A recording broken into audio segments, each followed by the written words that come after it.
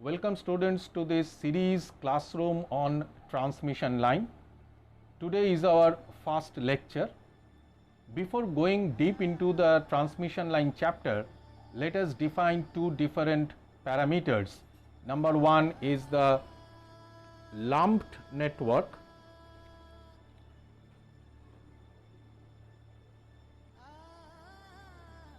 and the second one is distributed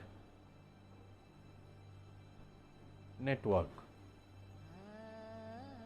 So what is a lumped network?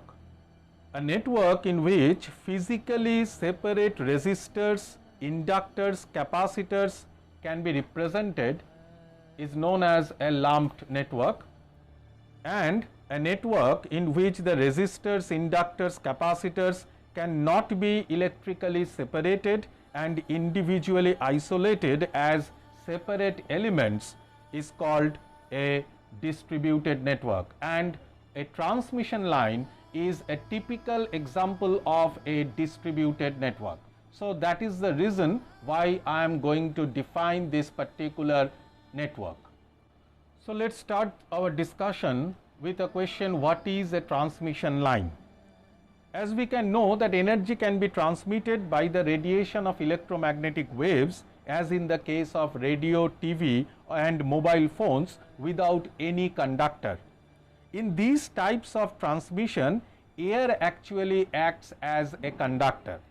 Now, energy can also be carried through various physical conductors. The conductors used in this type of transmission are known as transmission lines. Thus, we can say that a transmission line is a conductive method of guiding electrical energy from one place to another. In communication, these lines are used as a link between an antenna and a transmitter or a receiver. So, transmission lines are employed not only to transmit energy but also as circuit elements like an inductor, a capacitor, a resistor, a resonant circuit, a filter, a transformer, and even as an insulator at high frequencies. They are also used as a measuring device in order to obtain impedance matching. Now, there are different types of transmission lines, as you can see here. Number one is the parallel wires. Now, parallel wires are also called open wire lines. They are commonly used as telephone line, telegraph line and power line.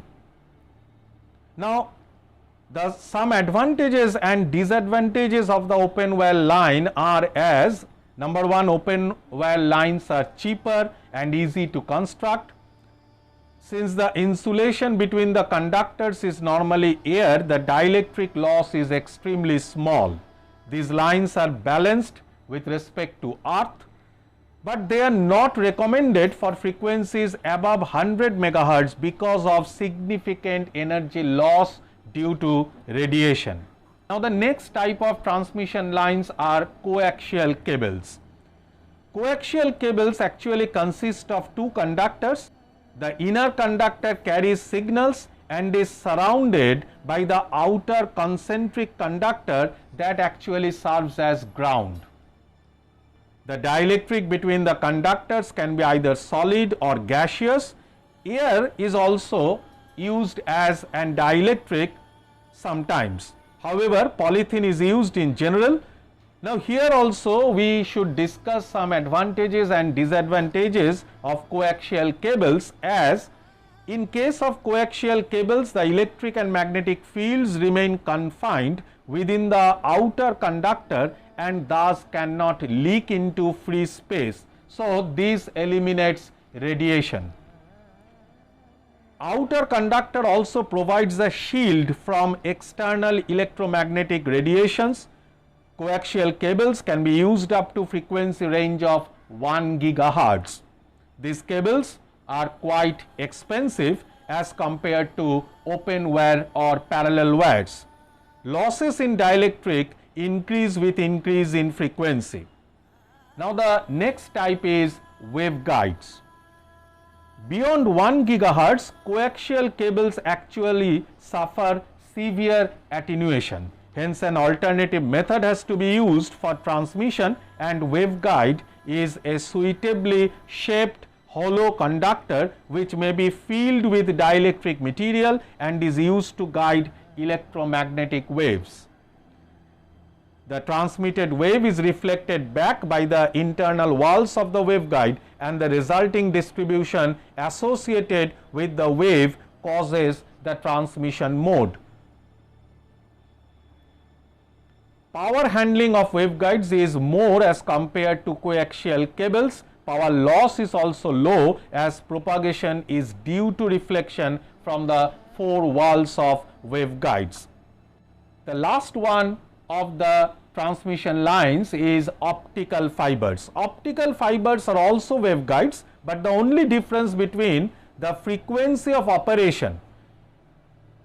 In optical fibers, the frequency of operation is in the visible electromagnetic range. Optical fibers are increasingly replacing wire transmission lines in communication systems.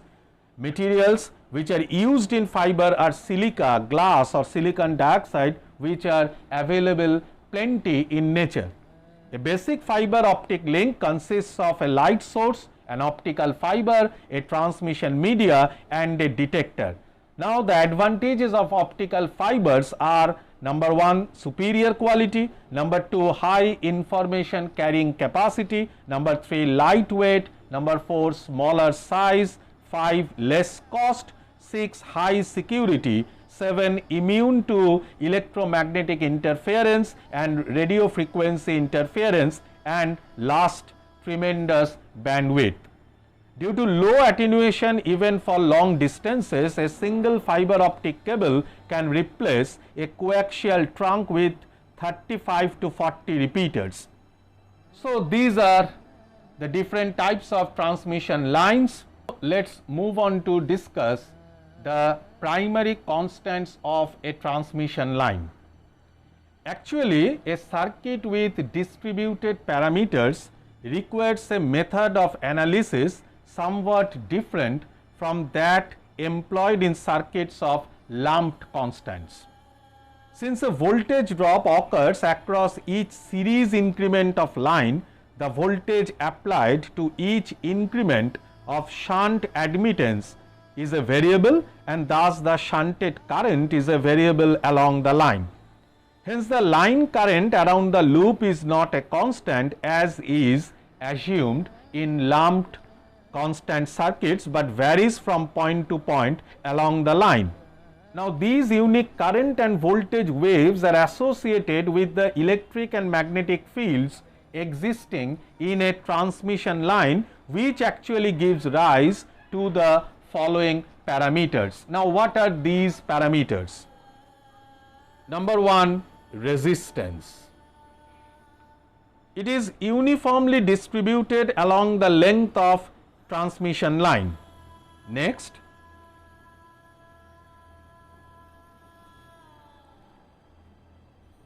inductance. When current is present in the line, the conductor is surrounded and linked by magnetic flux. So, this phenomenon demonstrates its effect in distributed inductance along the line. The third one is capacitance. The conductors here are separated by an insulating dielectric. So, this results in the distribution of capacitance along the conductor length.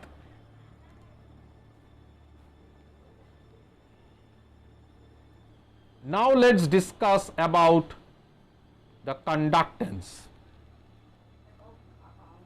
The dielectric or the insulator of the open wire line may not be perfect and some current can leak. Thus, conductance exists between the conductors. Now, these four parameters, that is the resistance represented by capital R, inductance represented by capital L, capacitance by capital C and conductance by capital G, are all distributed along the transmission line, and they are known as the primary constants for a transmission line, but remember they are represented on per unit length basis. So, resistance, which is denoted by capital R, is defined as loop resistance per unit length of line, and it is the sum of resistance of both the wires for unit length of line, and its unit is ohms per kilometer. Inductance, it is represented by capital L and is defined as loop inductance per unit length of line. So, it is also the sum of inductance of both wires for unit length of line, and the unit is Henry per kilometer. The next one is capacitance, which is denoted by capital C and is defined as shunt capacitance per unit length between two wires. Its unit is farad per kilometer, farad per kilometer. And the last one is conductance. As you can see that it is represented by capital G. It is defined as shunt conductance between the two wires per unit length, and its unit is mho per kilometer. The series impedance Z and the shunt admittance Y of the line per unit length can be written as capital Z equals to R plus J omega L and capital Y equals to capital G plus J omega C.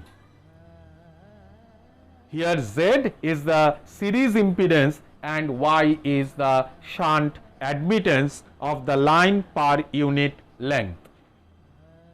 In my second lecture, I will show you an analysis of transmission line, and actually I give you the general solution of a transmission line. So till then, goodbye.